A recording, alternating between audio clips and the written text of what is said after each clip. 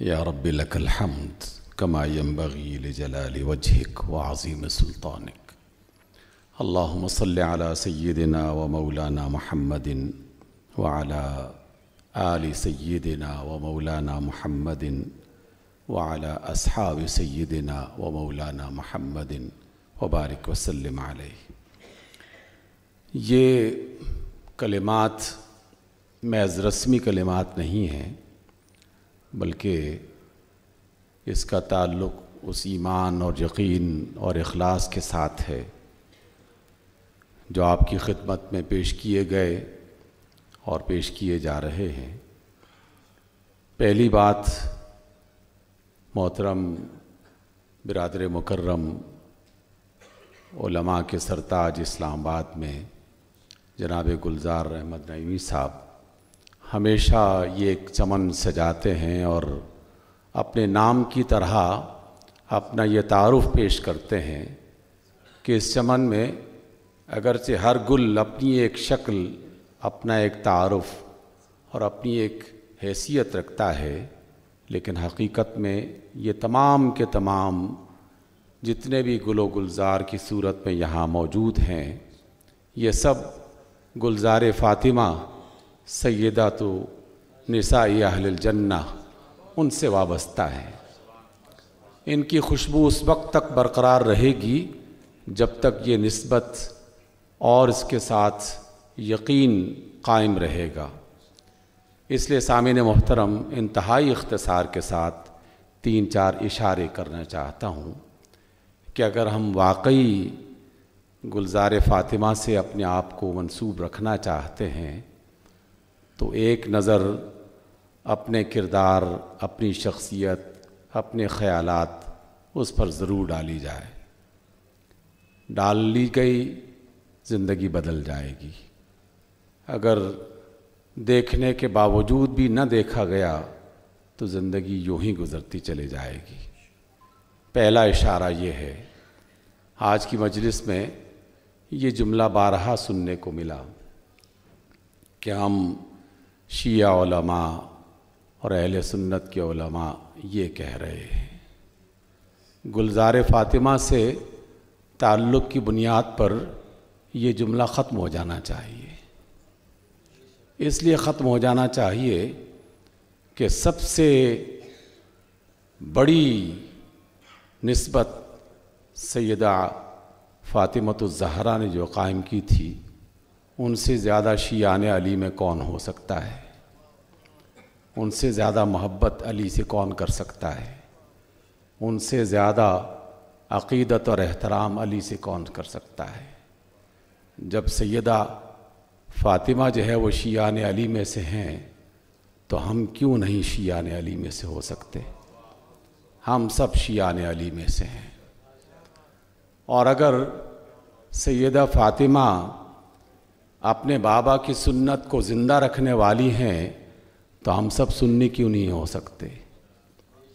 تو جتنے بھی علماء شیعہ ہیں اگر وہ اپنے آپ کو سنی بنا لیں اور جتنے بھی علماء سنہ ہیں وہ اپنے آپ کو شیعان علی میں شامل کر لیں تو گلزار فاطمہ کے ساتھ نسبت مضبوط ہو جائے گی۔ دوسرا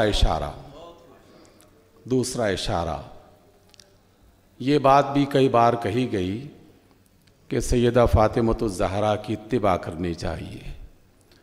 اتباع تو نقش قدم پہ قدم رکھنا ہوتا ہے۔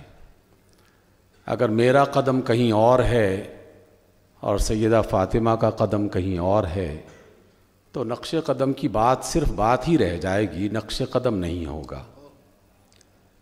اس لیے آج کی اس دنیا میں نے مختلف چینلز میں سے بڑے بڑے علماء کو بھی یہ کہتے ہوئے سنا، شاید زمانے کی روا روی ہے، حالات کا تقاضا ہوتا ہوگا یا کوئی اور وجہ، لیکن یہ سراسر نادانی ہے۔ کہتے ہوئے یہ سنا کہ خاوند جو ہے وہ اپنی بیوی کی خدمت کرے اور وہ اپنی بیوی سے یہ بھی مطالبہ نہیں کر سکتا کہ تم میرے گھر کا کام کرو اور میری خدمت کے لیے کھانا بناؤ، یہ تو اسلام نہیں کہتا۔ یہ اسلام کیوں نہیں کہتا؟ اسلام سیدہ فاطمہ کے گھر سے نکلا ہے، گھر میں بنا ہے، گھر سے بڑا ہے، تو سیدہ فاطمہ کہہ رہی ہیں تو اسلام کیوں نہیں کہتا؟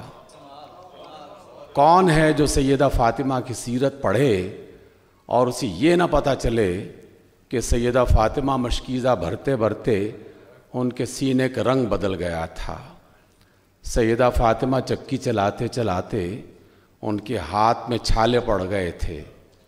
سیدہ فاطمہ گھر میں آٹا گوندتے، روٹیاں پکاتے، صفائی کرتے، نہ جانے کیا کچھ کرتے ہوئے نحیف و نزار اور کمزور ہو چکی تھیں، اور اپنے بابا سے کہا تھا کہ بابا تھک گئی ہوں، کوئی باندی، کوئی غلام خدمت پہ پیش کر دیا جائے۔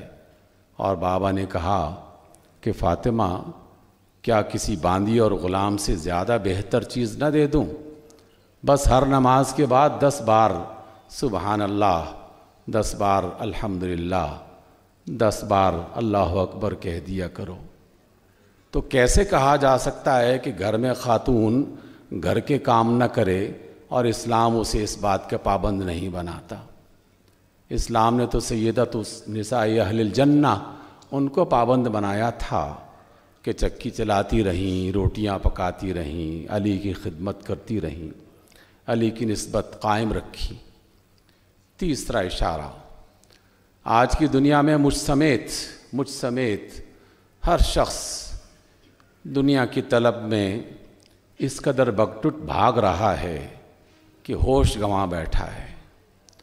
اور سیدہ کا حال یہ ہے کہ نانا حسن حسین کے بابا سیدہ فاطمہ کے اپنی بیٹی کے بارے میں پتہ چلا کہ بیمار ہیں، ملنے کے لیے گئے، دستک دی، اجازت طلب کی، تو اندر سے سیدہ فاطمہ کہتی ہیں کہ بابا آپ اکیلے ہیں یا کوئی اور بھی ہے؟ رسول اللہ فرماتے ہیں کہ میرے ساتھ ایک بزرگ صحابی ہیں۔ سیدہ فرماتی ہیں کہ میرے پاس اوڑھنے کے لیے چادر نہیں ہے، اس لیے وہ دوسرا جو آپ کے ساتھ صحابی ہے وہ اندر نہیں آ سکتا۔ آپ علیہ السلام نے اپنی کملی اتار کر اندر پھینکی اور کہا کہ اسے اپنی چادر بنا لو۔ سیدہ تو اہل نساء اہل الجنہ جو ہیں وہ تو اس حال میں رہیں، اور ہم ہر حال میں نئے سے نئے اور جدید سے جدید اور بہتر سے بہتر کی تلاش میں رہیں، یہ تو سیرت نہیں بتاتی۔ اور آخری اشارہ، اقبال نے کیا خوبصورت انداز میں اس کو بیان کیا تھا۔ اقبال فرماتے ہیں اپنے کلام میں اس کو مختصر کرنے کے نقطہ نظر سے صرف یہ جملے کہتا ہوں کہ رسول اللہ صلی اللہ علیہ وسلم کے پاس ایک نادار اور مفلس آتا ہے، اللہ کے لیے طلب کرتا ہے۔